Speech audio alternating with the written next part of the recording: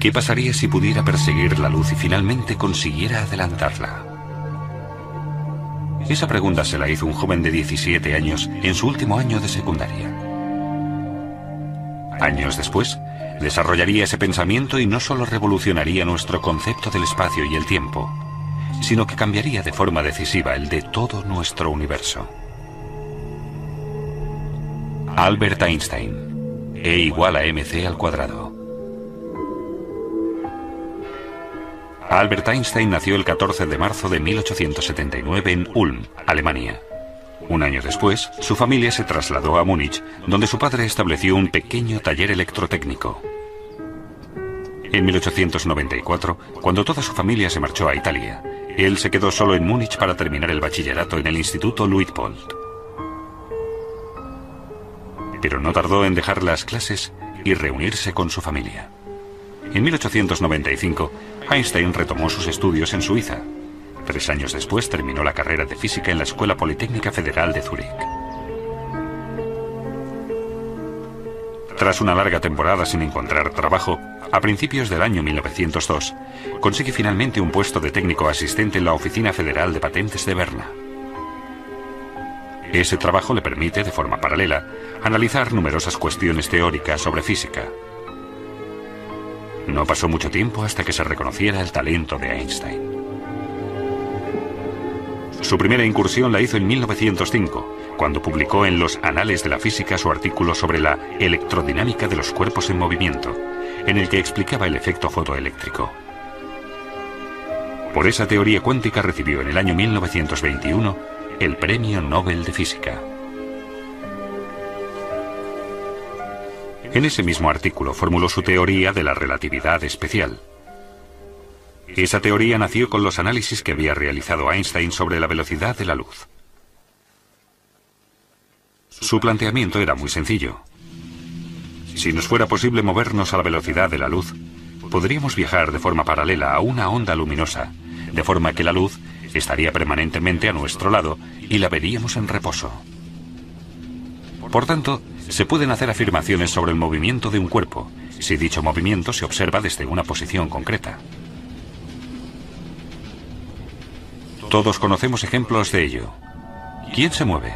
¿Nosotros? ¿O el tren en dirección contraria?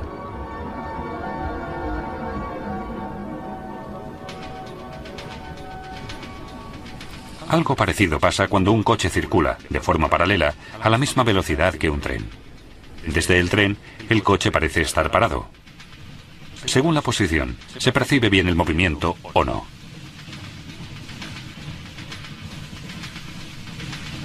Cuando un pasajero avanza hacia el principio de un tren, desde los ojos de un observador de fuera se suman las velocidades del tren y del pasajero. Si 2 personas van a la misma velocidad y una sube a una cinta transportadora, se suman las velocidades de la persona y la cinta transportadora. Esto se denomina teorema de adición, por la superposición de las velocidades. Aunque esta explicación nos pueda parecer coherente, presenta un problema con respecto a la velocidad de la luz. La luz tiene siempre la misma velocidad, 300.000 kilómetros por segundo. No se le puede ni sumar ni restar nada, independientemente del lugar de donde proceda la luz. La prueba de esta constante de la velocidad de la luz la lograron en 1887 los físicos Albert Michelson y Edgar Morley. Mostraron con un experimento práctico que la luz siempre tiene la misma velocidad.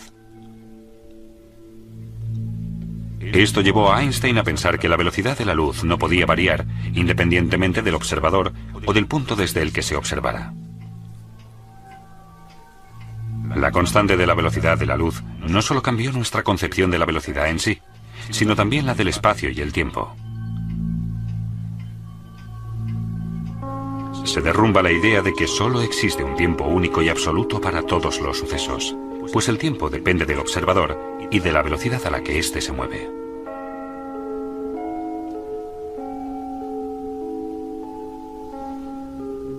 Una explicación de la teoría es la del reloj de luz. Un reloj de luz consta de 2 espejos situados uno enfrente del otro. Una partícula de luz, denominada fotón, se mueve de un espejo al otro a la velocidad de la luz. Cuando el fotón choca con el espejo, recibe un impulso, gracias al que podemos medir el tiempo.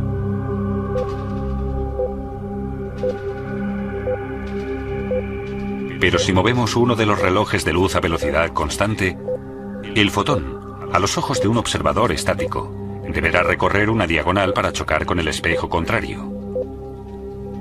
Como el recorrido es más largo, el fotón ya no puede alcanzar la velocidad de la luz y choca más tarde con el espejo.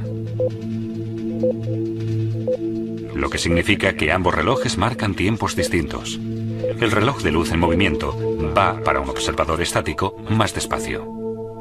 Un experimento demostró este fenómeno en los años 70. Dos relojes atómicos se pusieron exactamente a la misma hora. Uno de ellos se metió en un vuelo regular, mientras que el otro se quedó en tierra. Al final se compararon los dos, y el reloj que fue en el avión se atrasó. Este fenómeno, por el que los relojes en movimiento van más despacio, se ha denominado dilatación del tiempo. Otro experimento de ello es la paradoja de los gemelos. Un astronauta vuela en su nave 10 años en el espacio. Su hermano gemelo se queda en la Tierra. Los dos tienen 30 años. El astronauta vuela 10 años a 260.000 kilómetros por segundo.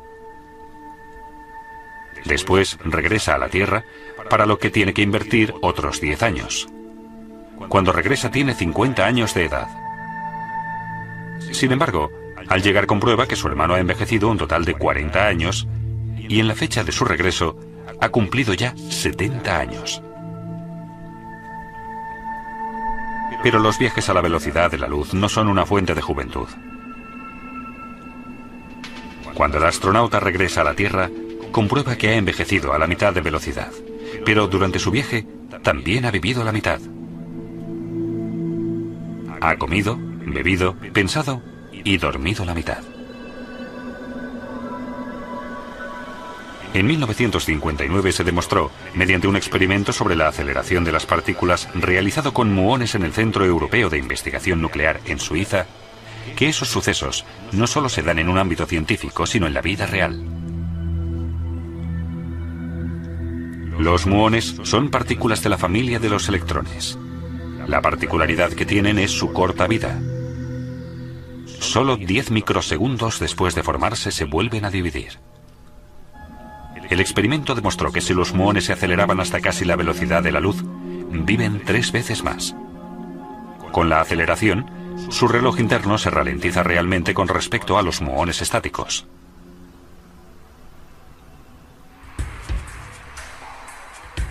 Los cambios en el tiempo influyen también en la longitud de los cuerpos.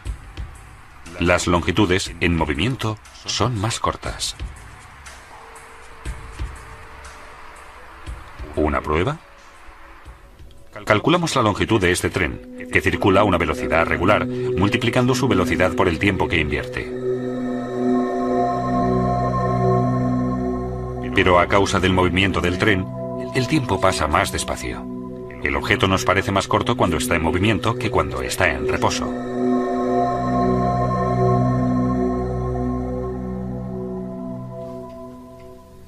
Mediante su teoría de la relatividad especial, Albert Einstein estableció un nuevo concepto del espacio y el tiempo, en el que demuestra que ambas dimensiones, consideradas hasta entonces independientes la una de la otra, son dependientes en realidad. Einstein hizo otras asociaciones de propiedades físicas, como que la masa varía dependiendo de si se mueve o no con respecto al observador. Las masas en movimiento resultan más pesadas y poseen, por tanto, más energía cinética. La equivalencia entre la masa y la energía es la fórmula más famosa del mundo, E igual a mc². Como el cuadrado de la velocidad es un valor muy elevado en la fórmula, incluso una masa pequeña, si se mueve a la suficiente velocidad, puede tener una energía peligrosa. Este hecho fue de una enorme importancia para la física del núcleo atómico. Despejó el camino hacia la obtención de energía atómica, pero también para la creación de la bomba atómica.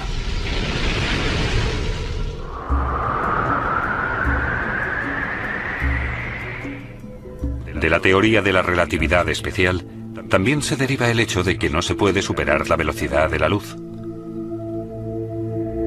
El aumento en la velocidad aumentaría también la energía cinética del cuerpo y con ella la masa. Y lo mucho que cuesta aumentar la velocidad de un cuerpo pesado, lo sabemos todos por experiencia. Para acelerar el cuerpo a la velocidad de la luz, haría falta una energía infinita. Pero en 1905, todos estos datos solo eran de naturaleza teórica.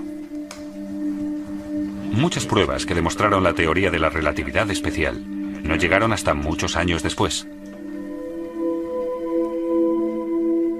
En 1909, Einstein obtuvo un puesto de profesor en Zúrich. Se dedicó entonces al único ámbito de la física que había quedado aparcado en su teoría de la relatividad espacial, la gravedad. En 1913, el físico alemán Max Planck viajó a Zúrich y le ofreció el puesto de director del Instituto de Física Kaiser Wilhelm en Berlín. Einstein no lo dudó un segundo, pues en aquella época Berlín era la meca de la física. En agosto de 1914 estalla la Primera Guerra Mundial que transformará el mundo por completo.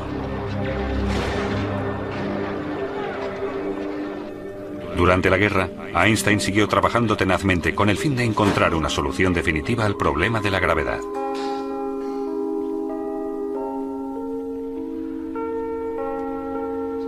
Sus años en Berlín fueron el punto culminante de su carrera científica, pues fue allí donde completó su teoría general de la relatividad. El punto más importante de la teoría fue la afirmación de que la gravedad no solo afectaba a las órbitas de los planetas, sino también a la luz. Según esto, el haz luminoso de un planeta se desviaba tanto al pasar cerca del Sol que su posición se percibía desplazada. Pero el fenómeno solo se podía demostrar en un eclipse total de Sol.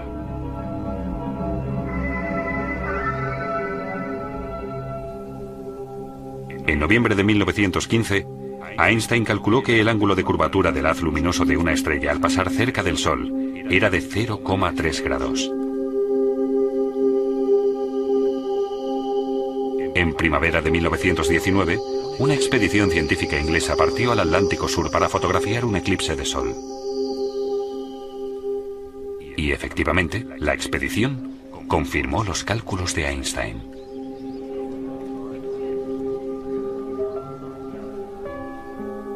Cuando se publicó su acierto, se hizo mundialmente famoso de la noche al día. Se convirtió en la primera superestrella de la ciencia. Pero Einstein no estaba satisfecho. Después del éxito de su teoría de la relatividad, se propuso la búsqueda de una teoría de campo unificada, una fórmula universal para todos los fenómenos físicos.